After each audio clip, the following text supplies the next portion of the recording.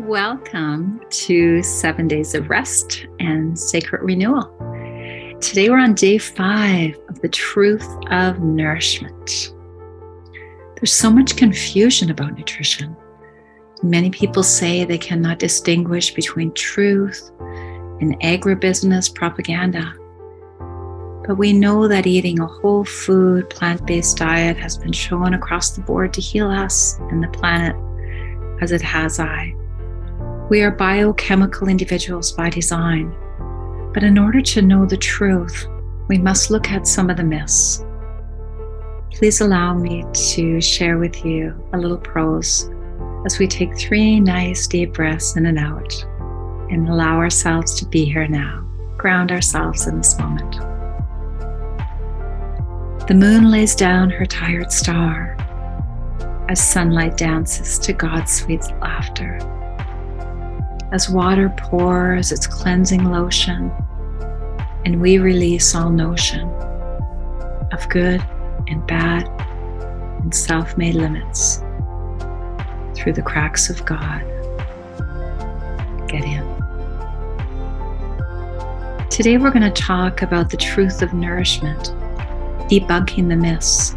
We're going to talk about the calcium myth, the starch carbohydrate myth, protein myth, animal agriculture regeneration myth, biochemical individuality myth, the scarcity myth, and the dominion or domestication myth. Let's start with calcium. Let's get to the truth of the matter. In the words of one of the most successful ad campaigns in history, milk does the body good by supplementing the calcium needed to build strong bones. What this myth conceals is the fact that a diet heavy in animal products like milk creates in our body an undesirable state of acidity that the body's homeostatic mechanisms attempt to neutralize by withdrawing from our bones and the skeleton of our beautiful planet. Such truth revealed in the 2021 New Zealand documentary Milked. The corollary of milk does a body good myth is that calcium, though abundant in dairy, is otherwise the scarcest of terrestrial elements, at least in terms of bioavailability. Calcium, according to the story, is locked up like a treasure in the green vaults of the plant kingdom. Phytic and oxalic acids are the most prominent villains of this piece, holding on so tightly to the treasured calcium in plant food.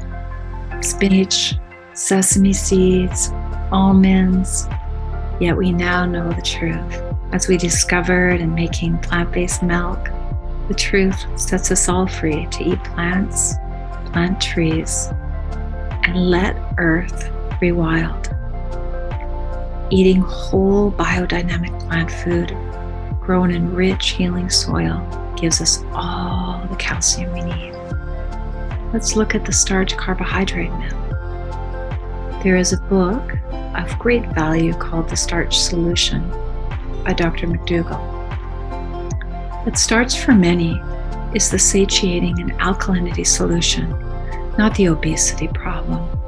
Organic potatoes, organic fruit, beautiful carbohydrate-rich food from the garden is the gift from Mother Earth, especially when not poorly food combined with the myth we are to eat our animal friends. The protein myth is that we require much less protein than we think. Legumes, vegetables, nuts, sprouts, and seeds give us plenty of bioavailable protein and do not pollute and overuse water or toxify our planet in doing so. The animal agriculture regeneration myth.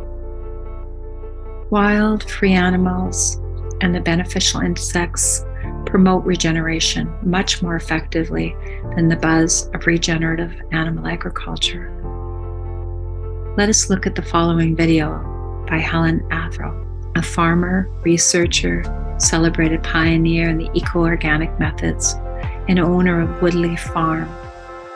the Woodley farm in California, we learned that we were managing relationships rather than crops, and that we wanted to focus as much on what we call free ecosystem providers.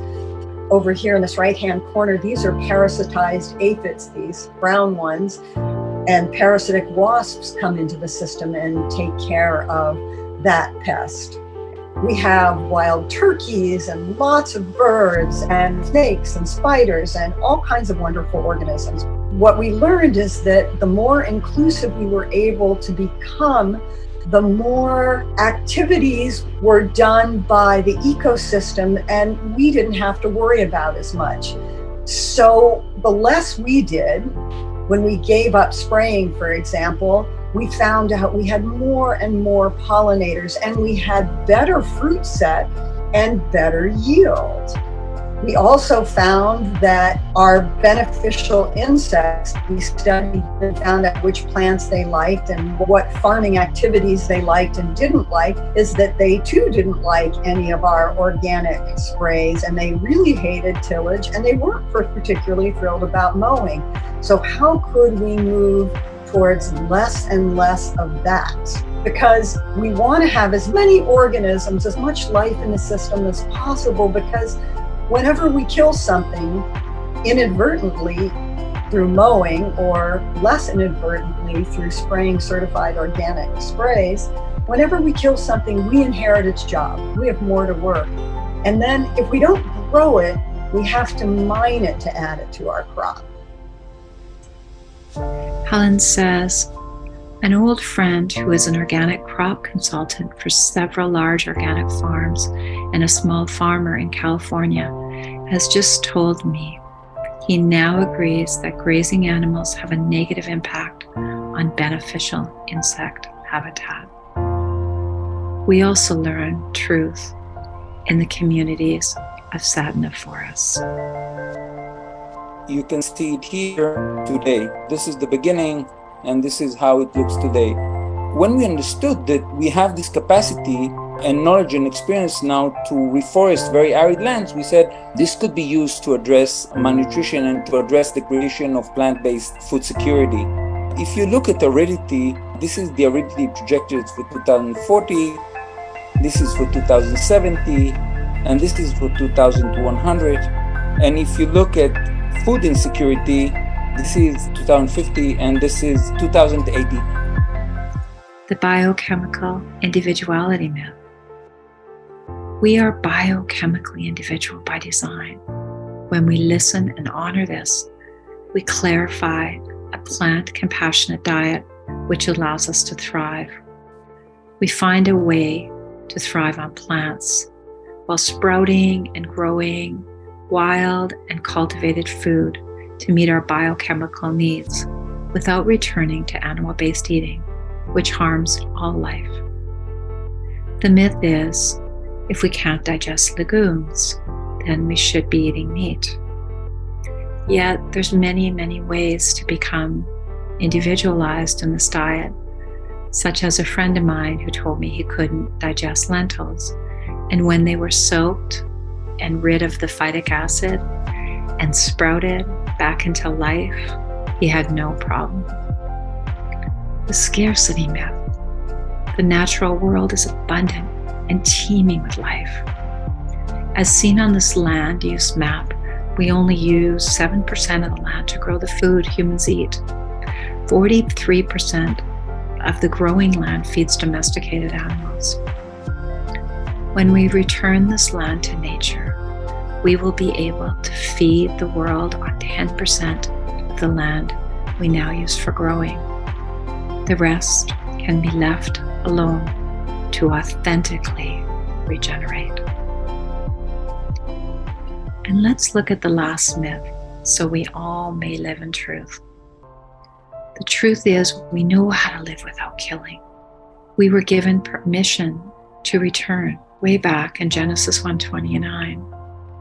I give you every seed-bearing plant on the face of this whole earth, and every tree that has fruit with seed in it. They will be yours for food. Were we given permission when there was no other option? There's many options to truth. And when we watch a beautiful cub with its mama from a distance when they appear, when we watch a ladybug and the fascination in my granddaughter's eyes, we know that life is perfect. We know that when left to be in truth, the earth knows how to regenerate. We know we no longer need to domesticate each other and imprison. We know that what we do for all our friends, including all sentient beings, we do for ourselves. May we all be blessed with the teachings of how to give life back, how to give the earth back, how to give the water back, how to be in a world but not of it. May we all return to truth. Blessings.